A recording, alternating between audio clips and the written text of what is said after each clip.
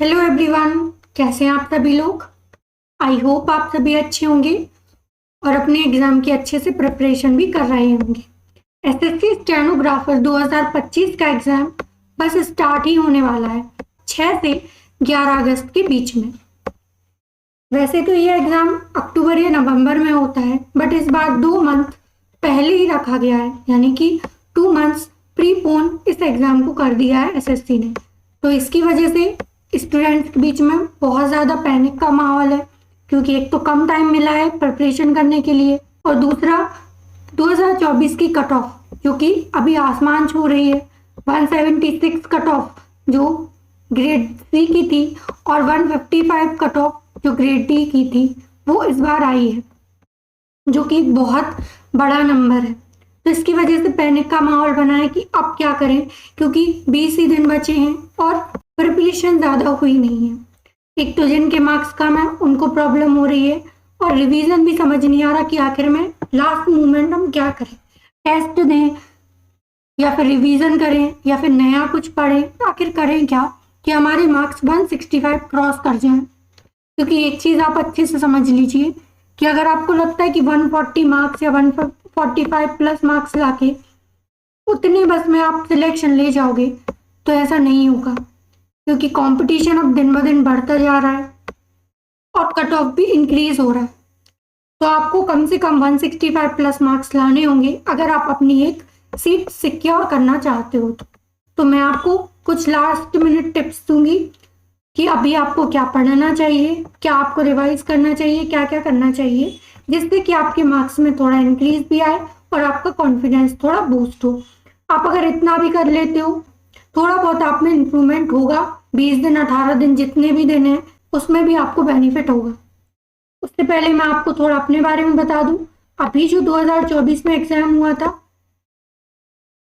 Stenographer का, अभी हाल फिलहाल में उसका रिजल्ट आया है 11 जुलाई को, और मेरा selection grade D CBIC department में हुआ है। तो मेरे पास खुद का एक्सपीरियंस है कि कैसे प्रिपरेशन करनी चाहिए, कैसे मार्क्स अच्छे लाने चाहिए। तो मैं वो सब आपके साथ शेयर करने वाली हूँ। तो वीडियो आपको पूरी देखनी है, पसंद आए तो लाइक और अपने दोस्तों के साथ शेयर जरूर करें। तो चलिए बिना टाइम पास किए वीडियो को स्टार्ट करते हैं। तो सबसे पहले हम बात करेंगे इस एग्जाम के मेन लीड की, जो कि है इंग्लिश, क्योंकि ये सबका सरदर्द बनी है। इसमें मार्क्स स्टक हो जाते हैं, किसी किसी के मार्क्स 60 हैं तो किसी के 65 से ऊपर नहीं जा रहे, किसी के 70 आ रहे हैं तो किसी के 75। पर दिक्कत ये है कि 60-70 लाने से आपका सिलेक्शन नहीं होने वाला, क्योंकि मार्क्स आपको कम से कम 82, 85 या फिर 85 से प्लस ही लाना होगा, तब जाके आप एक सीट सिक्योर कर पाओगे। तो अब तो 20 ही दिन बचे हैं, अब क्या कर लें ऐसा कि इसमें मार्क्स बढ़ जाएं। तो मैं आपको 2-3 चीजें बताऊंगी। इंग्लिश के देखो 3 पोर्शन होते हैं। एक तो ग्रामर होता है, जो कि हम जितना भी याद कर लें आखिरकार कॉन्सेप्ट भूल ही जाते हैं, ठीक है ना। और दूसरा होता है वोकेबुलरी, जितना भी पढ़ लो कम ही लगता है। और तीसरा होता है रीडिंग कॉम्प्रिहेंशन और क्लोज टेस्ट। कुछ कुछ बार तो जल्दी जल्दी बन जाते हैं, सरल होता है, आराम से बन जाते हैं, लेकिन कभी कभी हम फंस जाते हैं इन चीज़ों में। तो रीडिंग में क्वेश्चन सॉल्व नहीं होते। तो अब लास्ट मिनट में हम क्या करें। तो ग्रामर के लिए मैं फटाफट बता देती हूँ। ग्रामर के लिए आपको एक क्लास लेनी है अमन सर इंग्लिश की। आप यूट्यूब पे सर्च करना अमन सर इंग्लिश। बहुत से लोग पहले से ही इनसे पढ़ते होंगे, और जिनको नहीं पता है वो अभी जाके इनको चेक करेंगे, ठीक है। इनकी प्लेलिस्ट बनी है, अमन सर इंग्लिश नाम का आप चैनल सर्च करोगे, उसमें प्लेलिस्ट में जाओगे, आपको प्लेलिस्ट में मिलेगी 100 ग्रामर रूल्स। उसमें रिवीजन की क्लास डली है, जिसमें आपको टोटल 10 वीडियोस मिलेंगी। आप चेक कर लेना, उसमें 10 वीडियोस ही हैं जो रिवीजन सीरीज के रूप में दी गई हैं। उसमें उन्होंने ग्रामर के अच्छे अच्छे कॉन्सेप्ट बताए हैं। हालांकि उनकी डिटेल्ड वीडियोस भी पड़ी हैं, लेकिन उतना टाइम नहीं है आपके पास, सिर्फ टाइम है रिवीजन का। तो 10 वीडियोस हैं, आप एक दिन में 2 वीडियो भी करोगे तो आराम से उनको कवर कर सकते हो 5 दिन में। कुछ कुछ इंपॉर्टेंट जो रूल्स हैं वो उन्होंने बताए, अच्छे से समझाए भी हैं, तो आपका ये रिवीजन हो जाएगा अच्छे से। तो ग्रामर के जो भी कंसेप्ट आप भूल रहे हो, स्किप हो गए हैं, वो सब आपको यहाँ पे मिल जाएंगे, ठीक है। और इतना करोगे सफिशियंट है, क्योंकि इससे ज़्यादा आपको करना नहीं है। इतना भी आप करोगे तो आपका एरर का क्वेश्चन, ग्रामर का क्वेश्चन गलत नहीं होगा, ठीक है। तो आपको ये करना है। फिर दूसरा आता है वोकेबलरी। वोकेबलरी के लिए क्या करें, तो मैं इन दोनों को कंबाइन करती हूँ, क्योंकि वोकेबलरी और रीडिंग कॉम्प्रिहेंशन आपको एक ही जगह मिल जाएगा। चैनल है निमिषा बंसल मैम, बहुत से लोग इनसे भी पढ़ते होंगे, क्योंकि एक फेमस टीचर है इंग्लिश में, इनको बहुत अच्छा माना जाता है। तो आपने निमिषा बंसल मैम से पढ़ा होगा। इनकी डेली क्लासेस चलती हैं, आपको इनकी क्लासेस देखनी है। डेली आपको 1 घंटे या 2 घंटे क्लास लेनी है। 1 घंटे की क्लास इनकी होती है, बट आपको 1 या फिर ज़्यादा से ज़्यादा 2 क्लासेस आपको डेली देखनी है। देखो, रीडिंग और वोकेबलरी ये ऐसा पोर्शन है जो एकदम से तो नहीं आ सकता, ये तो फैक्ट है, लेकिन लास्ट मिनट में हम जितना कर सकते हो उतना करें। बहुत ज़्यादा तो रीडिंग नहीं होगी, क्योंकि एकदम से आप देखोगे तो आपसे एकदम से क्वेश्चन बनने लग जाए, आपको रीडिंग समझ में आने लग जाए, क्या लिखा है उसका मतलब समझ में आने लग जाए, ये एकदम से नहीं होगा। लेकिन ये है कि आप अगर डेली 15 दिन में इनको पढ़ोगे, इनको देखोगे ध्यान से, वोकेबलरी को अपनी आंखों से गुजारोगे, तो इतना ज़रूर होगा कि आप हैबिचुअल हो जाओगे उन लंबे लंबे पैसेजेस को देखने के लिए, जो एग्जाम में आ जाते हैं और हम एकदम से डर जाते हैं। छोटे पैसेज की हैबिट होती है, एकदम से समझ में आ गया, लेकिन लंबे पैसेज आते ही हम एकदम से घबरा जाते हैं, ठीक है। उससे बचने का एक अच्छा तरीका है कि 15 दिन इन क्लासेस को लो। इससे होगा क्या, थोड़ी बहुत वोकेबलरी आपके दिमाग में बैठेगी, जो आपको याद है वो रिवीजन हो जाएगा।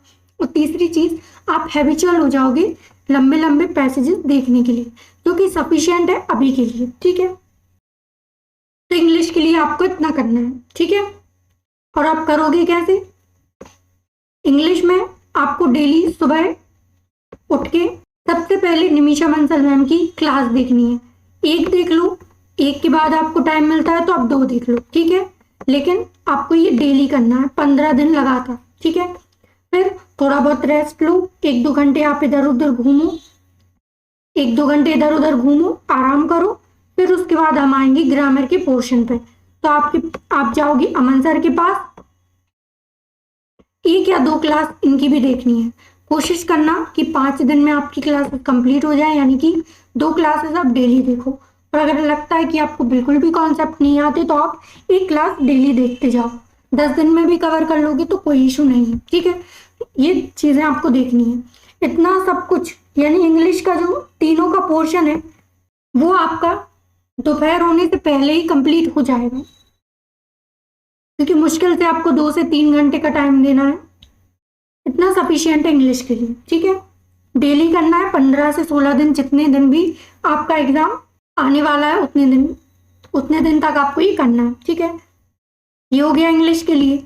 अब दूसरी बात करते हैं हम जीके की, कि जीके में क्या करें। देखो, नया तो इसमें कुछ करना नहीं है, और जीके एक ऐसा पोर्शन है जिसमें आपने 15 से 20 क्वेश्चन भी कर लिए तो बहुत है, क्योंकि एक टॉपर भी इससे ज़्यादा क्वेश्चन अटेम्प्ट नहीं करता, और एक बहुत हाई लेवल का होगा जो कम से कम 30 क्वेश्चन कर लेगा। पिछली बार ऐसा हुआ था कि बेनिफिट मिल गया था प्रीवियस ईयर वालों, क्योंकि इसमें 10 से 15 क्वेश्चन ऐसे आ गए थे जो कि डायरेक्ट प्रीवियस ईयर थे, तो उन लोगों को बेनिफिट मिल गया था। लेकिन इस बार क्या होगा ये तो कोई कह नहीं सकता। एसएससी प्रीवियस ईयर देगी, नया देगी, एआई बनाएगी, या कौन बनाएगा, इन पत्रों में पढ़ने का कोई मतलब नहीं है। सिंपल सी बात यह है कि आप पीवाईक्यूज पे थोड़ा फोकस कर सकते हो। उसके लिए क्या करो, देखो, ये तो है नहीं है कि अब आप नया कुछ करोगे, नहीं कर सकते। आपको अगर टाइम मिल जाए बीच में तो आप ये कर सकते हो, लॉन्ग वीडियो देख लो प्रीवियस ईयर की, 1.5 की, 1.25 की स्पीड में देख लो, जितना आपको सूट करे।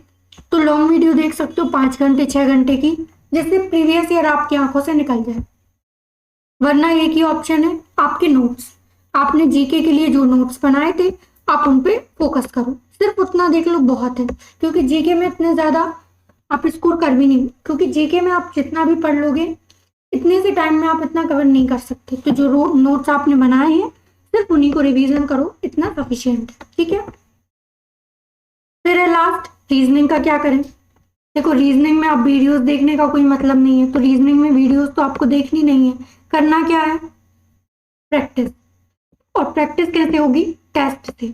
आप लगाओगे फुल मॉक टेस्ट या फिर फुल PYQs, जो प्रीवियस ईयर के टेस्ट थे वो लगा लो, या फिर मॉक टेस्ट जो आपको हर प्लेटफॉर्म में मिल जाएंगी टेस्ट सीरीज के रूप में, आप वो लगा लो। ठीक है, 15-20 दिन आपको डेली एक टेस्ट लगाना है। शाम को अच्छे फ्रेश माइंड में बैठो और अपने टेस्ट लगाओ, 2 घंटे का अच्छे से टेस्ट लगाओ, और फिर उसका लास्ट में 1 घंटे एनालिसिस करो। 3 घंटे आपको शाम को देने हैं जो कि आपके एनालिसिस में जाएंगे, 1 घंटा एनालिसिस में और 2 घंटा आपका टेस्ट में। ठीक है, एनालिसिस करने से पहले आप 30 मिनट का बीच में रेस्ट भी ले सकते हो, क्योंकि एकदम से आप टेस्ट दोगे 2 घंटे का, फिर उसके बाद लगातार आप पढ़ोगे ना, एनालिसिस करोगे तो आपका मन नहीं लगेगा। तो आपको 30 मिनट 15 मिनट जितना भी आप दे सको ब्रेक देना है, और उसके बाद फिर से एनालिसिस करने लग जाना है।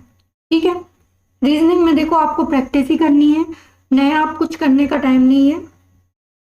और एक चीज और, टाइम इसमें देना है सिर्फ 40 से 45 मिनट, इससे ज्यादा आपको रीजनिंग में टाइम नहीं देना है। अगर किसी क्वेश्चन में 1 से ज्यादा मिनट लग रहा है, 1 मिनट आपको देना है, 1 मिनट से ज्यादा अगर लग रहा है तो आपको उस क्वेश्चन को छोड़ के आगे बढ़ जाना है। ये नहीं है कि मुझे पूरे 50 में से 50 करने, 50 में से 45 भी करोगे तो सफिशियंट है, पर करना एक्यूरेसी के साथ। ये नहीं कि एक्यूरेसी के चक्कर में या फिर क्वेश्चन को ज्यादा सॉल्व करने के चक्कर में आप अपना टाइम वेस्ट कर दो, क्योंकि इतना टाइम नहीं है एग्जाम में। लगते भले ही ये 2 घंटे हैं, लेकिन टाइम खत्म होने में ज्यादा टाइम नहीं लगता।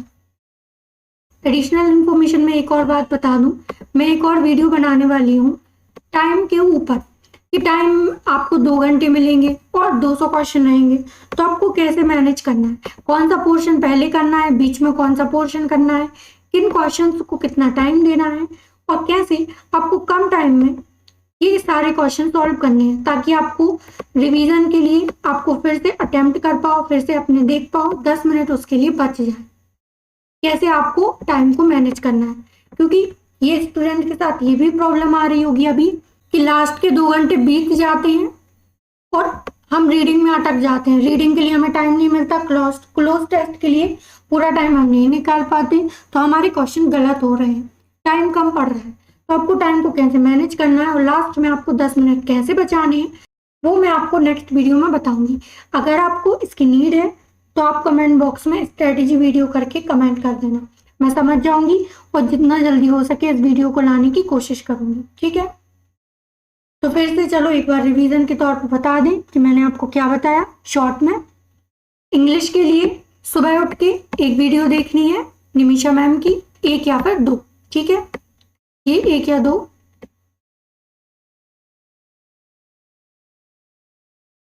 निमिषा मैम की वीडियो। ठीक है, सिर्फ देखना है, इस पर प्रेशर नहीं लेना कि वोकैबुलरी बन रही है नहीं बन रही है, क्या हो रहा है क्या नहीं, मत दिमाग देना, सिर्फ देखना है आराम से। ठीक है, सिर्फ रिलैक्स होके फ्रेश माइंड से सुबह सुबह देखो इसको। ठीक है, फिर थोड़ा बहुत रेस्ट लेना है, उसके बाद ग्रामर के पोर्शन के लिए अमन सर की वीडियो देखनी है, 1 या फिर 2। आपकी कैपेबिलिटी के ऊपर है, आप इसको 5 दिन में खत्म करो या 10 दिन में, बट प्रेशर नहीं लेना है और हर एक कॉन्सेप्ट को अच्छे से रिवाइज करना है। ठीक है, ताकि कॉन्सेप्ट आपको याद रहे। ठीक है, तो अमन सर की ये देखना है आपको ग्रामर की, इसमें आपको 2 से 3 घंटे लगेंगे, ज्यादा से ज्यादा उतना आपको टाइम देना है।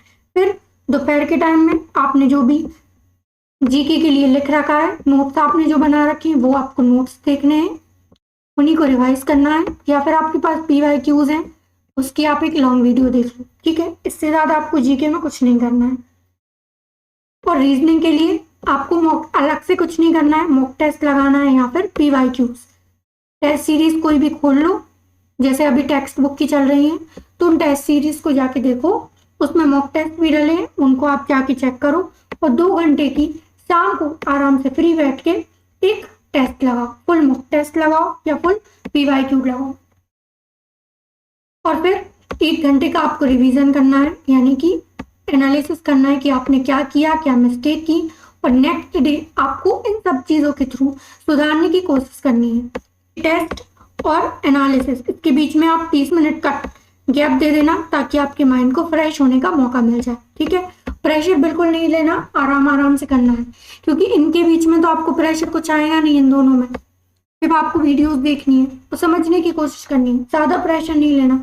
नोट्स में आपको सिर्फ याद करना है थोड़ा बहुत, और मॉक टेस्ट में मॉक टेस्ट लगाना है, जो आपने पढ़ा उसमें कितना फंसा और आप कितना सीख रहे हो इसमें, बस इतना करना है।